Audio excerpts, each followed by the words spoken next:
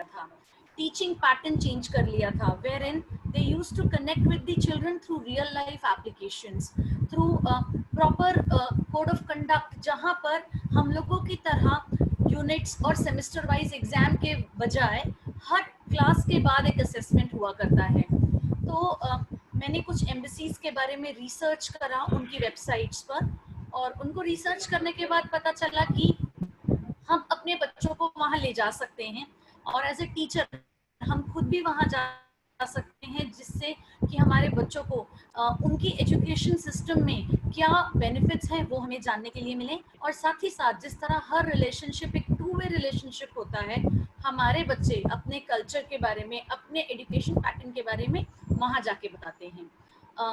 तो मैंने 2 educational exchange programmes किए, जिसमें एक साउथ कोरिया था जहां हम लोग ऑलरेडी फिजिकल मीट कर चुके हैं, और दूसरा श्रीलंकन एजुकेशनल एक्सचेंज प्रोग्राम था जो हमारा 20 अप्रैल के लिए लाइंड अप था। But because of the covid and lockdown across the world हम उसमें अभी तक फिजिकली मीट नहीं कर पाए हैं, लेकिन 6 जुलाई से श्रीलंकन स्कूल्स ओपन हो गए हैं फिजिकल मीट के लिए, क्योंकि वहाँ पर स्कूलिंग रिज्यूम हो गई है। But yet in India it is yet to start. अभी स्कूलिंग्स इंडिया में रिज्यूम नहीं हुई हैं, इंटरनेशनल फ्लाइट्स अभी रिज्यूम नहीं हुई हैं। So as soon as we do this, हमारा फिजिकल मीट भी पूरा हो जाएगा। मैं और मेरे 10 से 15 बच्चे हम वहाँ जा चुके हैं, जहाँ हमने प्रॉपर क्लासरूम लर्निंग की है, वहाँ की कल्चरल हेरिटेज साइट्स जो होती हैं उन्हें विजिट किया है। मेरे हर बच्चे को वहाँ से इंटरनेशनल एक्सचेंज का एक सर्टिफिकेट मिलता है, including me as a teacher.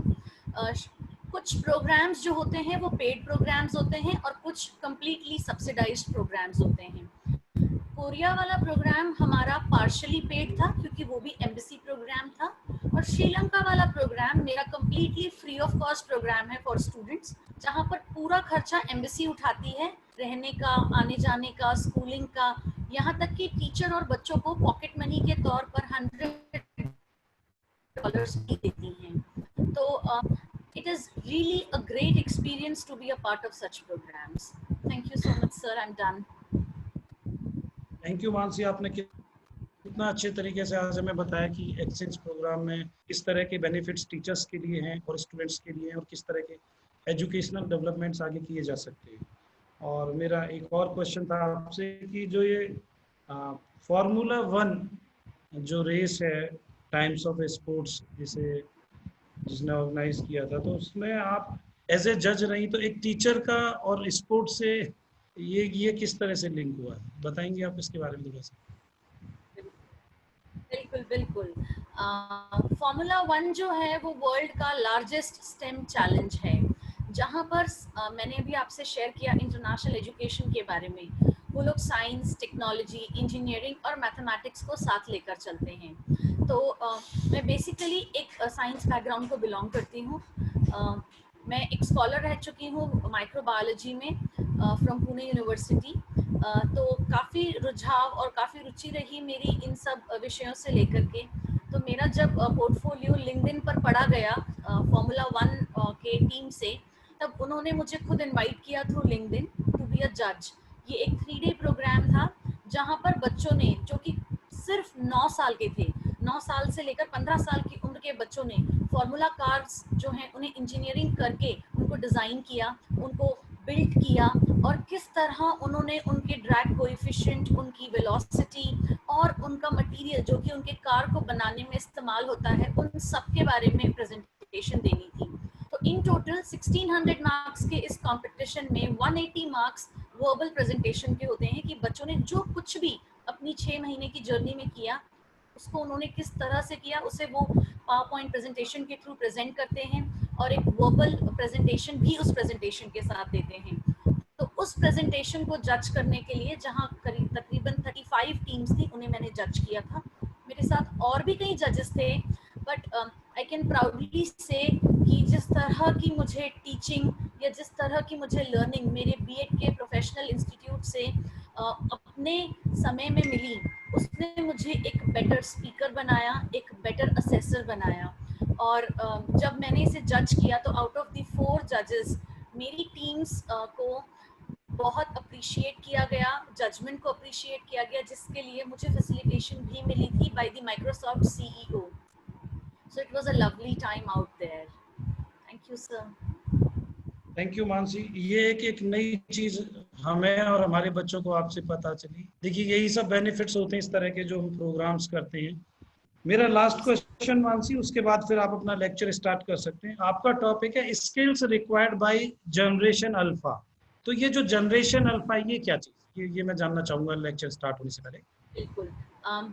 Sir अलग अलग समय में अलग अलग दौर रहा है। अलग अलग दौर में जो व्यक्ति रहे हैं, जिनका जन्म हुआ है उस दौर में, उन्होंने उस समय के अनुसार होने वाली टेक्नोलॉजिकल डेवलपमेंट्स को अपनी लाइफ में इनहेरिट किया, उनके साथ जीना सीखा, और साथ ही साथ उन टेक्नोलॉजिकल इन्वेंशंस को अपने लाइफ में कैसे बेनिफिटिंग बनाना है ये सीखा। तो इसी तरह है जनरेशन अल्फा, जो कि आज की जनरेशन है, जो तकरीबन 2004 के बाद जिनका जन्म हुआ है, या ये कह लीजिए कि 2008 के बाद मेजरली जन्म हुआ है। जनरेशन अल्फा, अल्फा एक साइंटिफिक वर्ड है जिनको मैकक्रेडल ने एक टर्मिनोलॉजी दी थी उन बच्चों को जो कि 2004 या 2008 के बाद जिनका जन्म हुआ है। और उसकी वजह ये थी क्योंकि इस तरह की आर्टिफिशियल इंटेलिजेंस, इस तरह की ऑगमेंटेड रियलिटी के साथ बच्चे रूबरू हुए कि उन्होंने सारी चीज़ों को पीछे छोड़ दिया। हम आमतौर पर न्यूज़ में, गूगल पर और कई सारी वेबसाइट्स पर ये देखते हैं कि 8 साल का बच्चा नासा में इनवाइट किया गया अपने लिए, अब उसने एक साइंटिफिक एप्लीकेशन बनाई। 12 साल का बच्चा गूगल ने हायर किया क्योंकि उसने एक वेबसाइट क्रिएट की। तो वो हम इसलिए जान पाते हैं क्योंकि वो बच्चे उस टेक्नोलॉजी के साथ जी रहे हैं। और मैं आप सबको ये भी बताना चाहूँगी कि जो जनरेशन अल्फा है उसे ग्लास जनरेशन भी कहा गया है। ग्लास जनरेशन कहने की वजह ये है क्योंकि वो मोबाइल स्क्रीन्स, आईपैड स्क्रीन्स और टैबलेट स्क्रीन्स के इतने क्लोज हैं कि अगर आप, मैं या कोई भी यहाँ बैठा हुआ आने वाला कल का टीचर नहीं भी हो उनकी ज़िंदगी में, तो जो एकेडमिक क्वालिफिकेशन होती है, एकेडमिक एजुकेशन होती है, उसकी उन्हें हमारी ज़रूरत नहीं होगी, क्योंकि उनके पास वो इन्वेंशन है, वो टेक्नोलॉजी है जो कि वो हमसे पूछने की बजाय गूगल पर वॉइस टाइप करेंगे, उंगलियों से टाइप भी नहीं करेंगे, वॉइस टाइप करेंगे और उनका जवाब उन्हें तुरंत मिल जाएगा। लेकिन साथ ही साथ इस टॉपिक को चुनने की वजह ये थी कि टेक्नोलॉजी कितनी भी आगे चली जाए, टेक्नोलॉजी को बनाने वाला व्यक्ति इंसान ही था। और हम सबका एज अ टीचर क्या रोल है इस जनरेशन अल्फा के साथ, इसलिए मैंने इस टॉपिक का चुनाव किया और ये आज भी मेरा ऑलमोस्ट मोस्ट फेवरेट टॉपिक है, even after being into education field for last 8 years. So I'm sure with this webinar you all are going to be benefited under this one small umbrella, wherein what is generation alpha and what are those skills which will be required to deal with generation alpha. क्योंकि अब हम सब इस समय में जो teachers आने वाले आप सब बनने वाले हैं, उन्हें उसी जनरेशन के साथ डील करना है। This is all from my and sir. Thank you Mansi.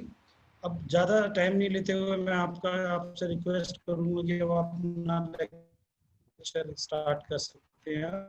बिल्कुल सर। सर मैं आपसे ये कहना चाहूँगी कि स्किल्स आप रिक्वायर्ड बाय जनरेशन अल्फा। जी सर यस मैं मानसी। कहना चाहूँगी कि आप मुझे स्क्रीन शेयर करने का ऑप्शन एनेबल कर दें क्योंकि वो डिसेबल है। मैं एक प्रेजेंटेशन दिखाना चाहूँगी सबको।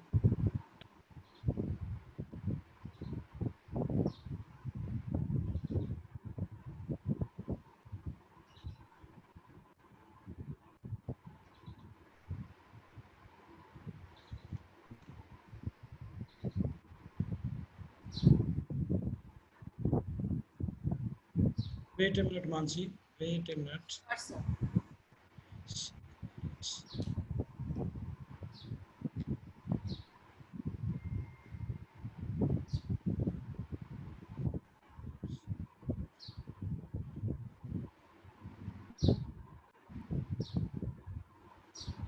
You start sharing your screen. मेरे पास एक्सेप्टेंस के लिए इंफॉर्मेशन आ जाएगी, मैं ओके कर दूंगा उसको। ओके सर बट जैसे ही मैं स्क्रीन शेयर कर रही हूँ तो वो ये बता रहा है कि host has disabled participant screen sharing.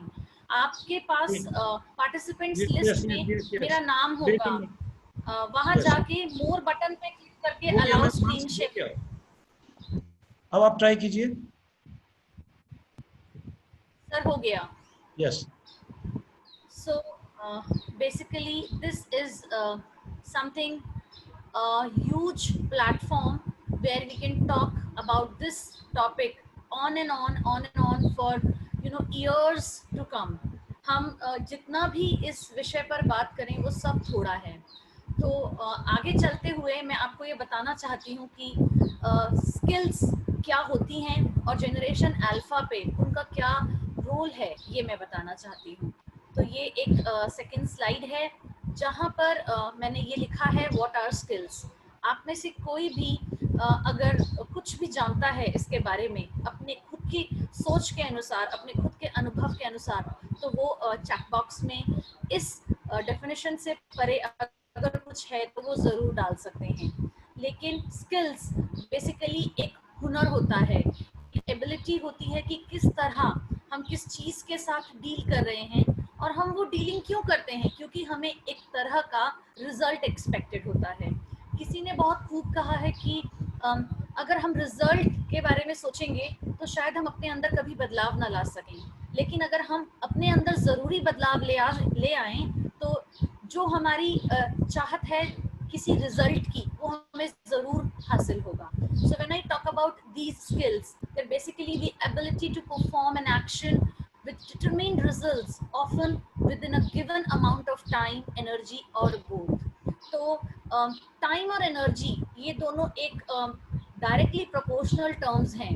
अगर आप सही टाइम पर सही एनर्जी को ऊज आउट करोगे अपने अंदर से तो आपको ऑब्वियसली एक एब्सोल्यूट वंडरफुल रिजल्ट मिलेगा। तो इसी तरह अगर हम अपनी सही एनर्जी को सही स्किल्स डेवलप करने में लगा दें तो जो भी हमारा रिजल्ट जो हम चाहते हैं, जो हमारी डिजायर है, वो हमें मिल जाएगा। लेकिन हमें ये बात भी ध्यान रखनी होगी कि हर सिचुएशन एक नॉर्मल सिचुएशन नहीं होती। उस सिचुएशन में कई सारी बाधाएं आएंगी, उन सिचुएशंस में कई सारे इफ्स एंड बट्स आएंगे और उन सिचुएशंस के साथ अगर हम डील करना चाहते हैं तो हमें इन प्रोज एंड कॉन्स के लिए रेडी होना होगा।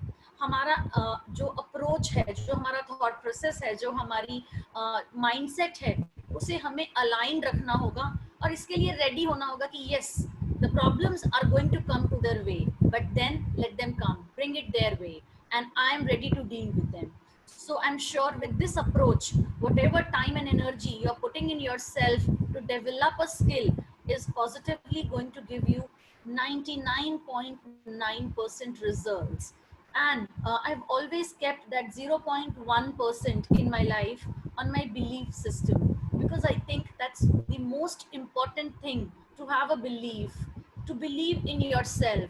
Because if you give your complete energies in only performing and your belief is no longer stable, it is very difficult to take a setback, it is very difficult to take a winning situation, and therefore 0.1 from my end is always kept for my own belief system. So moving ahead with what are people's skills anyway. So what are those skills I would like to share with you, that these are the soft skills that are most sought after self-awareness, the ability to listen, empathy, communication, both in form of written as well as oral, trust and emotional regulation. And many of these all skills that I have mentioned here are interrelated. And why did I say that what are people skills. अभी तक हमने सिर्फ ये discussion किया था कि skills क्या हैं, लेकिन साथ ही साथ ये डिस्कस करना कि स्किल्स जो कि एक व्यक्ति के लिए ज़रूरी हैं वो कौन सी हैं। क्योंकि आज अगर हम स्किल्स की बात करें तो शायद सबसे पहले हर व्यक्ति की ज़ुबान पर आता है टेक्नोलॉजी, हर व्यक्ति की ज़ुबान पर आता है इंटीग्रेशन ऑफ साइंस, हर किसी के ज़ुबान पर आता है कि किस तरह हम लेटेस्ट वेज ऑफ एजुकेशन को इन्वॉल्व कर सकें। बट कहीं ना कहीं, जैसे कि मैंने आपसे पिछली स्लाइड पर बताया था कि 0.1% हर व्यक्ति का बिलीफ सिस्टम होता है, तो वो बेशक एक बहुत छोटा नंबर था 0.1%, लेकिन वो 0.1% बनता है इन स्किल्स से, जो स्किल्स हैं सेल्फ अवेयरनेस, आप अपने आप को कितना जानते हैं, द एबिलिटी टू लिसन, आप किसी को कितना सुन सकते हैं, आपकी क्षमता कि कोई कुछ बोल रहा है तो आप कितना उसे सुन पाएंगे। आमतौर पर मैंने देखा है अपनी इस प्रोफेशनल और पर्सनल लाइफ में, जहाँ पर लोग आपको इसलिए सुनते हैं जिससे कि वो आपकी बात का उत्तर दे सकें, they simply listen to answer, but बहुत कम लोग ऐसे होंगे जो आपको सुनते हैं कि वो आपकी बात को समझें या उस बात से कुछ ग्रहण करें, उस बात से ग्रहण कर कर उसे अपने जीवन पर लागू करें, चाहे वो कोई जवाब न दें। बेशक वो आपसे कोई क्वेरी पूछ सकते हैं जो बात आपने कही है, लेकिन वो उसका जवाब देने के इच्छुक नहीं होंगे हर बार। तो इसीलिए you have to be a good listener to be a good educator. And when you talk about empathy and communication, empathizing is a very beautiful word when it comes to human life. And we need to know कि हमें कब एक बहुत ही छोटा सा difference समझना होगा, because there's a very thin line of difference between empathy and being pity to somebody. किसी पे दया करना is pity, और किसी को उसके सिचुएशन में वो किस तरह जूझ रहा है उसे समझना, उसे एम्पैथी कहते हैं। तो हमें दया नहीं दिखानी है लोगों को दया का पात्र नहीं बनाना है, उनकी बातों को समझना है, उनकी परिस्थितियों को समझना है। और मैं ये जितनी भी बातें आपसे कह रही हूँ वो सब हमारे लर्नर्स पर फोकस करके कह रही हूँ, जो कि जनरेशन अल्फा है। उन बच्चों को एक ऐसा व्यक्ति चाहिए जो उन्हें सुन सके, एक ऐसा व्यक्ति चाहिए जो उनकी परिस्थितियों को समझ सके। आप नहीं जान सकते एक क्लास में जहाँ 40-50 बच्चे हैं कि उन बच्चों को उनके घर पर कैसा ट्रीटमेंट मिल रहा है, उनका फैमिली बैकग्राउंड कैसा है, उनकी क्या डिजायर्स हैं। तो उन्हें समझने के लिए आपको सुनना होगा, और जब आप सुनेंगे तभी आप समझ पाएंगे कि ये क्या हो रहा है। मैं रिक्वेस्ट करूंगी संजय सर से कि बाकी जिन लोगों को स्क्रीन पर टाइप करने का राइट्स दिया हुआ है प्लीज उसे हटा लें, क्योंकि ये जो स्क्रिबलिंग प्रेजेंटेशन पर हो रही है वो थोड़ा अजीब लग रही है सर। Wait a minute. तो और रही बात ट्रस्ट और इमोशनल रेगुलेशन की, हम सब जितने भी बड़े हैं, आज भी अगर हमसे कोई गलती हो जाए और अगर हमारा परिवार हम में अपना भरोसा दिखाए, अपना ट्रस्ट दिखाए, तो हमें कोई भी दिक्कत महसूस नहीं होगी, क्योंकि हमें लगेगा हाँ हमारे पास एक सपोर्ट सिस्टम है। तो इसी तरह हमें एज एन एजुकेटर अपने बच्चों का सपोर्ट सिस्टम बनना है, और ये ट्रस्ट उनकी इमोशनल इंटेलिजेंस को रेज करेगा। हम सब ने सुना है कि इंटेलिजेंस क्वेश्चन क्या होता है। इंटेलिजेंस क्वेश्चन एक व्यक्ति की इंटेलिजेंस को नापने की क्षमता होती है, और इसके लिए कई सारे टूल्स हेल्थ डॉक्टर्स के पास अवेलेबल हैं, लेकिन साथ ही साथ एक व्यक्ति की जिंदगी में इमोशनल इंटेलिजेंस बहुत ही मेजर रोल प्ले करती है। अगर वो इमोशनली स्ट्रांग होगा तो बड़ी सी बड़ी मुश्किल में, बड़ी सी बड़ी परेशानी में वो अपने आप को गिव अप नहीं करेगा। हम लोग आज जिस समय में हैं जहां कोविड-19 का इतना क्रूशियल टाइम चल रहा है, हमने अब तक कम से कम 8 to 10 very very well known celebrities को देख लिया, या तो उनकी डेथ हो गई या उन्होंने सुसाइड कर लिया, या जो कुछ भी किया उनकी लाइफ के साथ वो एंड हो गई। वो इसलिए होता है क्योंकि शायद उन्हें सुनने वाला कोई नहीं है, शायद वो इमोशनली किसी के ना सुनने की वजह से बहुत वीक हो गए थे। और इसी तरह अब से पहले कई बार जब बोर्ड्स के रिजल्ट्स या किसी प्रोफेशनल एग्जामिनेशन के रिजल्ट्स डिक्लेयर हुए हैं, तो कई बार ऐसे किस्से हमारे सामने आए जहां बच्चों ने अपनी लाइफ को गिव अप करने की बात की। तो हमें अपने लर्नर्स को इन परिस्थितियों से भी कैसे अपने आप को स्थिर रखना है, संभालना है, ये भी सीखना होगा। और ये हम सब सीख सकते हैं जब हम ये सारी स्किल्स जैसे कि self awareness, ability to listen to somebody, empathising, letting happen a productive communication take place, as well as showing trust in one person takes place. Until until or unless we are equipped with these tools, it is very difficult to be an educator in today's situation. We have landed in 2020, and 7 months have been passed.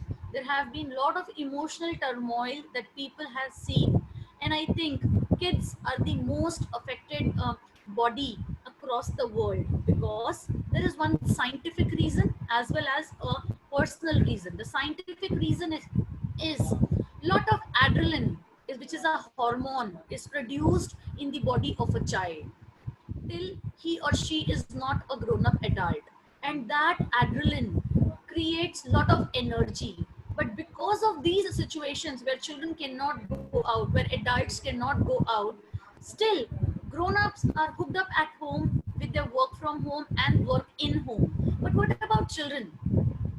They are managing on their own, they're balancing their adrenaline release of hormone in their body on their own. So we all, this is my also an urge that by the time you come out with flying colors with your B.Ed degree, I would want you to focus on these skills, so that when you be an educator, when you be a facilitator, children should say, yes, this is my favorite teacher, she is my favorite friend. She's a teacher, but she is more of a friend. So I just thought of apprising you all with this fact. Now, one simple question: how many of you know what is generation alpha? What is generation alpha? I've given a beautiful image of generation Y, Z, as well as alpha. Okay, over here, although it's written from 2010, but trust me children, it's only after 2004, because of the increase in the mobile phones usage across the world. Therefore I consider it as 2004. And if you check it out, Generation Y was born in 1980 to 94, where almost all of you, including me, were born. Okay, I was born in 1986, so I belong to Generation Y. But when I talk about Generation Y, this is a very confident generation. They had a lot of confidence built in. And do you know what's the reason?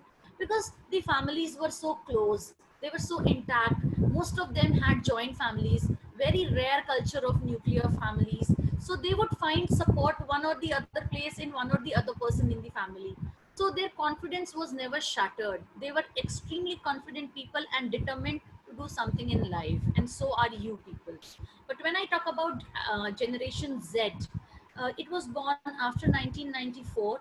And see over here, it's even written 2009. Um, so 2004 to 2009, this is a mixed age, wherein even the Generation Z, including Generation Alpha, are both present. So these people, they had a highly competitive spirit. Competitive in the sense, मैंने ऐसा competition भी देखा है when I was preparing for my microbiology entrance exam. I have seen people जो entrance की पढ़ाई करते थे, वो पढ़ाई करने के बाद अपने notes को मैंने चबाते हुए देखा है, so that nobody else uses those notes, कोई और इतना intelligent ना हो जाए. So somewhere I feel कि ये जो competition होता है, वो कभी-कभी healthy होता है और कभी-कभी unhealthy भी हो जाता है. So मैंने 1995 से बॉर्न हुए लोगों को हेल्दी और अनहेल्दी दोनों कैटेगरी के कॉम्पिटिशन्स में देखा है. But trust me, my personal experience states की हेल्दी कंपटीशन वाले लोग लाइफ में बहुत आगे चले गए, और अनहेल्दी कंपटीशन वाले लोगों ने लाइफ में शायद उतना नहीं कर पाए जितना वो कर सकते थे या जितनी उनकी क्षमता थी. Now coming to the present generation, that is Generation Alpha. As I already told you a lot about Generation Alpha, that this is also known as glass generation. Children, they are not only confident, these children are not only competitive, but they are decision makers. They don't need your opinion, they don't need your suggestion. Rather, they need the authority to make their own decisions, to decide what is right and what is wrong for them. So looking into the need of the hour, looking into the need of the generation, we need to understand that how are we going to cope up with them? How are we going to work hand in hand with them? So in order to work hand in hand with them, we'll have to let them decide. We'll have to let them be a decision maker. And this decision making sense and power gives them growth prospects. अब इसका मतलब ये नहीं है कि वो कोई गलत डिसीजन लेंगे और वो गिरेंगे नहीं या उन्हें चोट नहीं लगेगी. ऑब्वियसली जो किसी भी फैसले को उसे उसके कॉन्सिक्वेंसेस भुगतने होते हैं, लेकिन एज ए एजुकेटर हमारा क्या रोल है? हमारा रोल ये है कि हमने किस तरह अपने लर्नर को सही और गलत दोनों रास्ते बता दिए और चॉइस उन पर छोड़ दी. ठीक है बेटा, जैसा आपका मन करे वैसा कर लीजिए, ऐसा करोगे तो ये होगा और ऐसा करोगे तो ये होगा. चॉइस आपको करनी है, आपके लिए क्या सही और क्या गलत. This is something where we as an educator play an important role, that we let them decide. You do it yourself. So that is more important. Now coming to the next. I'm sure all of you can calculate the generation gap that we as educators have in comparison to the learner today of generation alpha, right? And all of us might be between 25 to 35 years of age, and therefore I said in the previous slide that we belong to generation Y. I rarely believe that somebody would be belonging to generation X over here because they're already above 35. So when we talk about this generation gap, what is generation gap? Gap in numbers is secondary, but gap in thought process, gap in approach, gap in mindset is the primary gap that we have to bridge and we have to fill. And how can we do that? Generation Alpha will not adjust to your gap. You have to fill that vacuum in order to map up the needs of Generation Alpha. You have to join hands in hands, assist them. Don't try to boss them. Just try to be their assistants. Don't try to order them. They will not take it. They will never accept you. So that vacuum has to be filled by all of you out here. Now, how can this vacuum be filled? Okay, how can this vacuum be filled? We're going to check it out. So these are some of the facts that one of the Generation Alpha Mickey kid is trying to say to us in Generation Y. That did you know this about me? Did you know what all are my requirements? So these are some facts, friends, which are there on your screen, wherein this generation is going to be the most educated generation. And if you check this out on the Forbes International Survey, this generation will have the highest percentage of educated professionals. And they will be having technology as the prime key to their growth and progress. They would be exposed to technology right from their birth. How right from their birth? You might have seen parents who give birth to their young ones, and from the day one, their status states it's a boy, it's a girl. So imagine a mother who's just become a mother 2 hours ago and has been shifted out of the labor room or the OT. She's first accessing the phone. And children, if I remember the time that my mom had seen, or some of your moms might have seen during the birth of your siblings, you know, they were packed in a room where not even fans used to function. They were not allowed to use those functional fans. They were not allowed to drink the refrigerated water. And they were taken utmost care because the people believed that, you know, this is a rebirth of a female.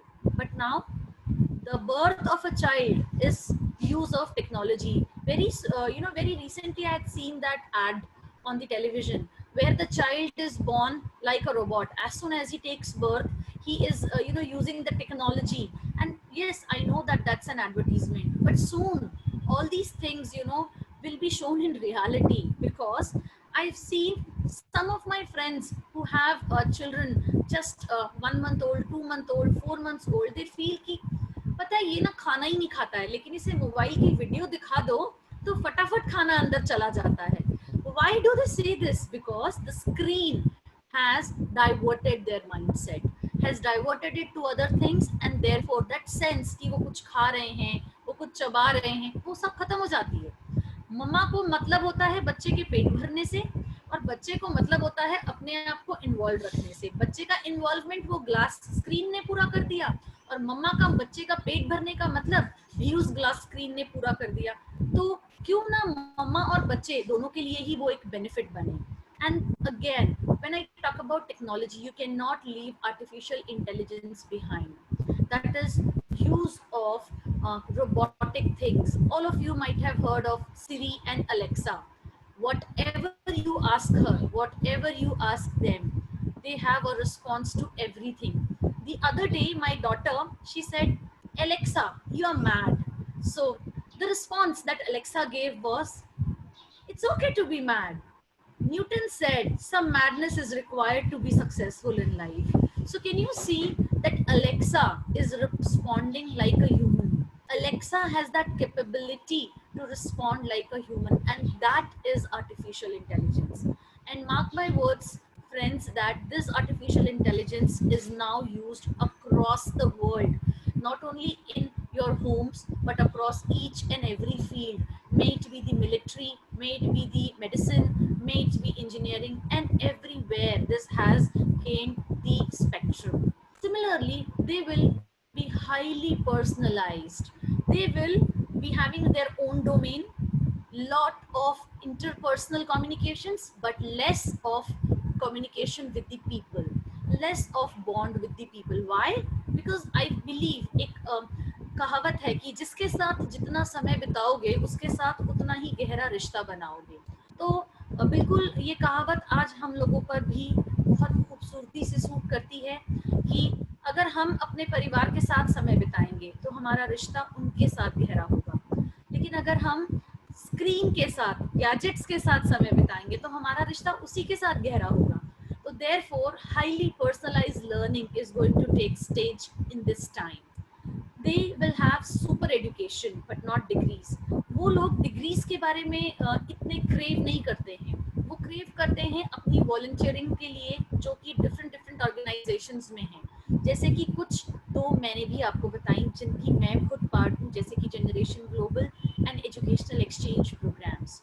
इसमें बच्चों को volunteer करना, दूसरों से सीखना, अलग अलग skills को एक्वायर करना उस स्पेस पर जहां उनकी नॉर्मल एजुकेशन तो चल रही है, वो अगर एमबीए कर रहे हैं तो वो चल रहा है, लेकिन इसके अलावा भी सोसाइटी में पार्टिसिपेट करना जिससे कि वो कुछ और हासिल कर सकें, उसे हम कहेंगे सुपर एजुकेशन। और educators will have to adapt to all these 5 things that I just apprised you all with these facts about generation alpha. Innovation is going to be the key, and innovation is only going to be the key. I've written it twice. Reason is innovation is the key, and second is innovation is only going to be the key. If you are not innovative, you can never capture a place in your learner's heart and his brain. And in order to capture that place, you will have to have this as an imperative, that is innovation in education. You simply cannot go to your classroom and have that lecture mode. And trust me people, although we are here in a webinar where I have been giving a monologue, this is not a dialogue, I have been giving a monologue wherein, yes, at the end of the session you people are going to participate, but what about the session when I am delivering? It would have been a different level wherein I ask you and you answer me based on your experience.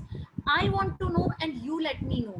That is going to be a different platform, and that is going to be altogether a different presentation. And I'm sure then these presentational slides prepared by me will only be a reckoner for you. They will not be requiring any explanation. Reason being, all your answers would come from your real life situations. Now, whatever I have spoken till now, I believe that एक जमाना होता था जब गुरु के हाथ में कमान होती थी और जो शिष्य होता था वो एक वक्ता होता था जो कि सुनता था, लेकिन अब स्थिति बदल गई है, ऑपोजिट हो गई है। यहाँ पर बच्चों के हाथ में कमान है और हमें अपने भाले तैयार रखने हैं, that they are ready with their the armors, and we have to be ready with the bazookas, so that whatever they throw on us, whatever they shoot on us, we should be ready. Now what are they going to shoot? Obviously they are not going to shoot the armors, they are not going to use the arms and ammunitions, but yes, they're going to shoot questions. And those questions will not only be confined to the academic qualification. And I'm sure if you are doing B.Ed, you have a lot of skills regarding your academic qualification. But what about those interpersonal skills that we are just talking about? So be prepared. The child may ask you something out of the box. He may or she may relate things to your current situation or to their current real life situations which they are going through. So just keep your toolkit ready.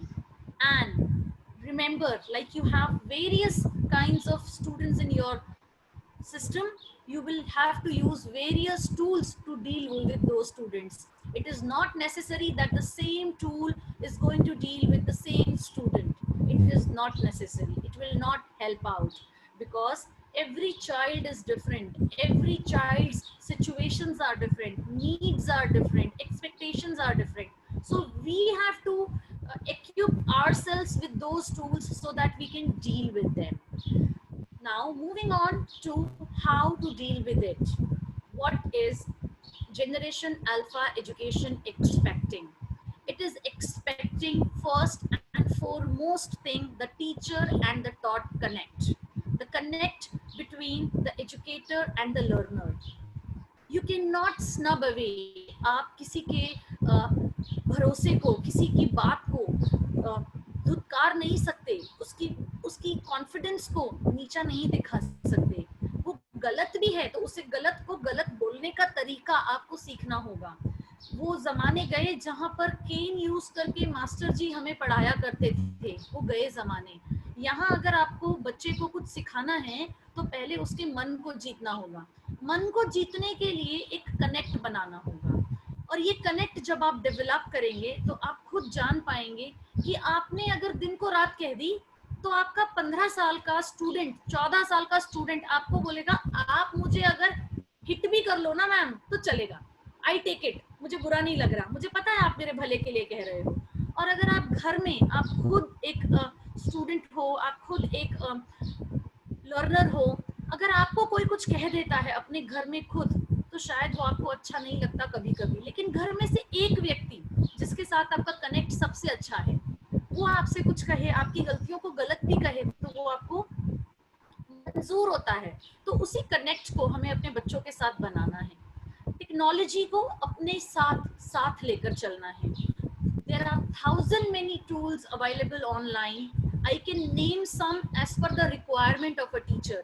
For example, you can use Peer Deck for preparing interactive presentation. जैसे अभी मैं एक presentation दे रही हूँ, उस presentation में आप भी सब पार्टिसिपेट कर सकते हैं. ये मैंने ऑल्दो बनाई Peer Deck पर है, लेकिन आप सबके पास अभी एक्सेस नहीं है. मेरा एक कोड है जो मैं अगर आपके साथ शेयर करूं तो आप सबके रिस्पॉन्सेज मेरी हर स्लाइड पर मेरे पास आ जाएंगे, और प्रेजेंटेशन खत्म होने के बाद वो रिस्पॉन्सेज आपके मेल पर भी आएंगे अलोंग विद द स्लाइड जो मैंने प्रेजेंट की है. इसके अलावा अगर आप बच्चों का ओपिनियन जानना चाहते हैं तो एक पोलिंग टेक्नोलॉजिकल टूल है जिसे हम मेंटीमीटर कहते हैं. हमने कोई प्रेजेंटेशन दी, अपने बच्चों को पढ़ाया और फिर मेंटीमीटर पोलिंग ऐप का यूज किया और बच्चों से पूछा आपको कितना समझ आया.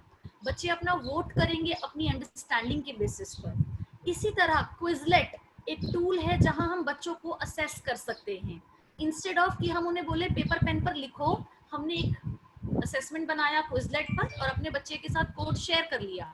उसमें टाइम लिमिट होती है, उसमें मार्क्स होते हैं, उसमें रिस्पॉन्स के आंसर्स भी ऑटोमेटिकली बच्चे को पता चल जाते हैं जब उसका आंसर खत्म हो जाता है, उसका पेपर सबमिट हो जाता है. और हैंड टू हैंड क्विजलेट बच्चों का पेपर चेक करके 5 मिनट में उन्हें रिजल्ट भी दे देता है. तो I am sure this technology is not only going to excite the children, but it is also going to help us as an educator. हमारा जो वो आधा दिन नोटबुक्स और पेपर्स के करेक्शन में जाता है, शायद अब वो नहीं जाएगा. And this COVID-19 has taught us lot. And yes, remember the day when the schools are going to reopen. It is going to be a new reform in the education sector. एक अलग आंधी, एक अलग बदलाव education sector altogether लेकर आएगी. And now to move to the last slide. I wish you all a very, very good luck to be an amazing facilitator and an amazing educator in the life of your child. Whenever your name is taken, it's taken with pride. I'm sure all these things are going to be of some help to all of you. And in case of any query, you can always email me on this email ID given over here for your reference. Thank you so much. Thank you so much, Sanjay sir, Anita ma'am, Goel sir, Richa ma'am, for making me a part of the institution once again. It feels nostalgic to be back to your learning days than from your teaching days. Thank you so much, everybody. Thank you.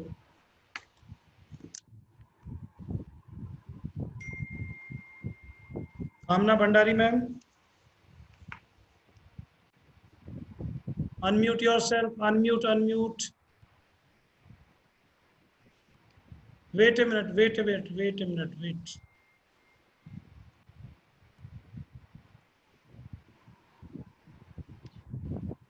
Unmute कीजिए.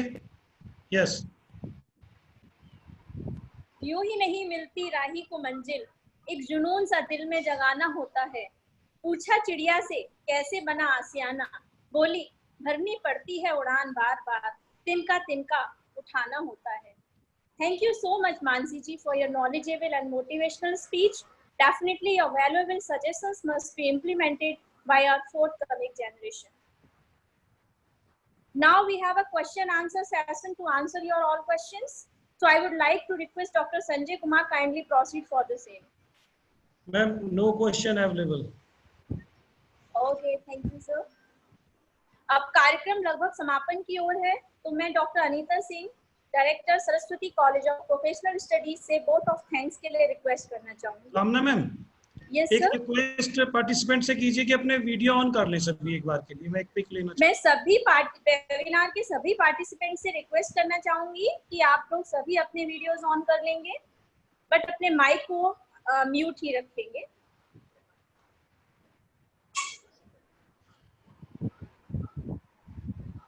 रिचा चतुर्वेदी जी, ईशा गर्ग, अभी mic आपका camera on नहीं हुआ है. Yes, लगभग सभी लोग sir अपना कैमरा ऑन कर चुके हैं.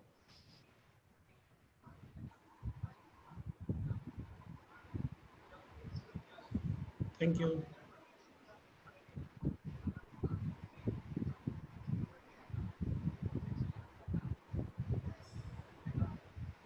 यस, ठीक है ma'am. Thank you. Thank you so much everyone. Ma'am, Anita ma'am, kindly deliver the vote of thanks for today's program. Ma'am, सुन पा रहे हैं आप मुझे? Okay. Anita ma'am. Wait minute.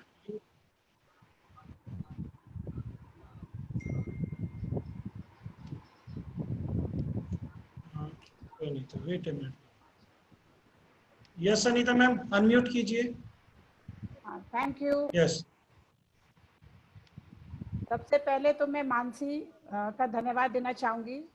Mansi ने बहुत ही एक नए टॉपिक पर और बहुत ही सुंदर तरीके से और ऐसी बातों की बातें बताई हैं एजुकेशन से संबंधित, जो कल के युग में हमारे लिए और हमारे स्टूडेंट्स के लिए बहुत ही महत्वपूर्ण है. जो भी हमारे स्टूडेंट्स इस वेबिनार में हैं, मैं समझ सकती हूँ सभी बहुत लाभान्वित हुए होंगे इस वेबिनार से. लास्ट की जो 3 बातें हैं उन पे ध्यान देना चाहूँगी दोबारा सभी स्टूडेंट्स का. Teacher and taught connect. Teacher and taught connect ये बहुत ही ज़रूरी विषय है, जो हमारे सारे बीएड स्टूडेंट्स जो हैं अभी फ़िलहाल कॉलेज में और जो पास आउट हो चुके हैं, उनको विशेष ध्यान इस चीज़ पे देना होगा, क्योंकि ये कल बहुत ही इम्पॉर्टेंट चीज़ उभर के आएगी एजुकेशन सेक्टर में. दूसरी बात इन्होंने कही है टेक्नोलॉजी की. कोविड ने हमें दिखा दिया है कि टेक्नोलॉजी के बिना हम कुछ नहीं है. अगर हमें बहुत कुछ एजुकेशन में आता है पर टेक्नोलॉजी नहीं आती है तो हम कहीं भी स्टैंड नहीं करते हैं. तो हमें टेक्नोलॉजी के साथ साथ चलना होगा. लेटेस्ट चीज़ों को हमें बहुत जल्दी उनको सीखना होगा और उनको इस्तेमाल करना होगा. ऑलरेडी सभी स्टूडेंट्स ने कोविड-19 के होते हुए, क्योंकि हमारी एजुकेशन कंटिन्यूड रही है लगातार, बहुत सारी टेक्नोलॉजिकल चीज़ें सीख ली हैं. आज इन्होंने 2-3 और नई टेक्नोलॉजीज़ के बारे में बताया है.